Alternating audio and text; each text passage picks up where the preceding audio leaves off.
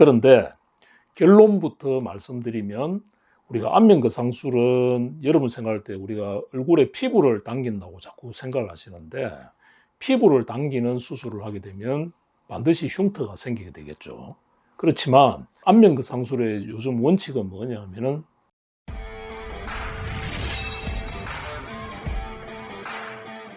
안면거상 수술을 할 경우에 당연히 절개선이 있잖아요. 근데 그 절개선을 따라서 깔끔하게 흉이 안 지는 분들이 사실 대부분일 테지만 흉터 때문에 또 고민하신 분들이 있어요. 그래서 앞머리를 그 옆머리로 이렇게 가리고 다닌다던가 이런 분들에게 희망적인 이야기를 원장님 부탁드릴게요. 우리가 안면거상술을 하면서 걱정을 하시는 대표적인 현상 중에 하나가 우리가 수술 후에 그 표시가 많이 나기 때문에 수술을 못 하겠다든지 수술에 대해서 두려움을 가지는 분이 생각보다 많은 것 같습니다. 그런데 결론부터 말씀드리면 우리가 안면거상술은 여러분 생각할 때 우리가 얼굴에 피부를 당긴다고 자꾸 생각을 하시는데, 피부를 당기는 수술을 하게 되면 반드시 흉터가 생기게 되겠죠. 그렇지만 안면거상술의 요즘 원칙은 뭐냐면은 속살, 스마스층을 갖다가 당겨서 걸어주고 그 다음에 늘어난 스마스를 갖다가 어느 정도 정리한 다음에 여분의 피부, 피부 절제는 많이 안 하죠. 적당하게 펼쳤을 때 피부가 우리가 장력이 없도록 서로 이렇게 우리가 봉합해 주는 것이 지금 현재 안면거상술의 최신적인 방법이다, 이렇게 보시면 됩니다. 그런데 얼굴이라는 부위뿐만 아니고 우리가 말을 하고 음식을 먹게 되고 얼굴이 움직이게 되면, 입을 움직이게 되면은 봉합을 아무리 꼼꼼하게 해놓더라도 이 상처의 벌어짐이 조금씩 일어나게 되겠죠. 사실은 흉터는 또 체질적인 문제도 있습니다.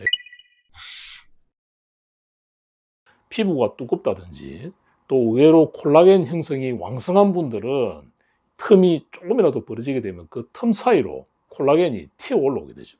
비유를 하자면은 뭔가 틈이 있을 때 물이 팍 새는 것처럼 이 수술 이 봉합선 사이가 벌어지게 되면은 그 벌어짐 속으로 콜라겐이 튀어 올라온다고 보시면 됩니다. 그래서 그게 우리가 보통 보면은 이제 많이 켈로이드라고 말씀도 하시고 하지만 그게 이제 비후성 반응이라서 벌겋게 표시가 많이 나게 되죠. 간혹 저희 병원에서도 수술하다 보면은 특히 이제 젊은 층들에서 재수술을 했다든지 또 진피가 두꺼운 분들이 아무리 꼼꼼히 우리 봉합을 하더라도 그게 약간 벌어지면서 벌어진 틈 사이로 이렇게 벌겋게 콜라겐이 올라오는 걸 우리가 볼 수가 있습니다. 자, 그러면은 이런 흉터가 생기게 됐을 때 그럼 어떻게 해야 되느냐? 간혹 보면은 굉장히 당황하시는데, 빨갛게 선이 있을 때까지는 사실은 우리가 주사 치료를 하게 되죠. 이물 반응처럼 콜라겐이 더 이상 형성이 안 되도록 우리가 억제시키는 그런 주사 치료를 쭉쭉 하다가 나중에 어느 정도 이 콜라겐이 부풀어 올랐던 콜라겐이 이제 깔아앉게 되죠. 깔아앉게 되면 어떻게 표시가 나냐면은 처음에는 빨갛게 보이다가 수술한 자리가 피부색으로 돌아오는 그 시점이 있습니다. 그게 이제 사람마다 다르죠. 어떤 사람은 3개월, 어떤 사람은 6개월, 어떤 사람은 1년, 또 1년 이상 가시는 분도 있습니다. 그게 이제 우리가 체질적이다, 이렇게 이야기하는 거죠.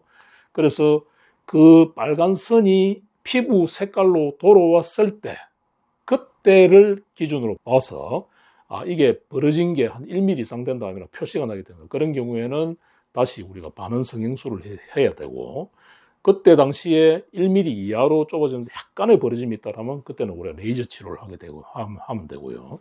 그래서 그때까지는 여러분들이 우리가 실리콘 시트라든지 피부 반창고를 붙이면서 어느 정도 생활을 해야 된다는 조금 불편함은 있다고 보시면 됩니다. 단, 그 시기가 되면은 그런 여러 가지 우리가 흉터에 대한 치료, 그 다음에 주사, 또 시술, 수술을 통해서 충분히 개선이 가능하다는 걸 오늘 이 자리를 들어서 제가 확실하게 말씀을 드립니다.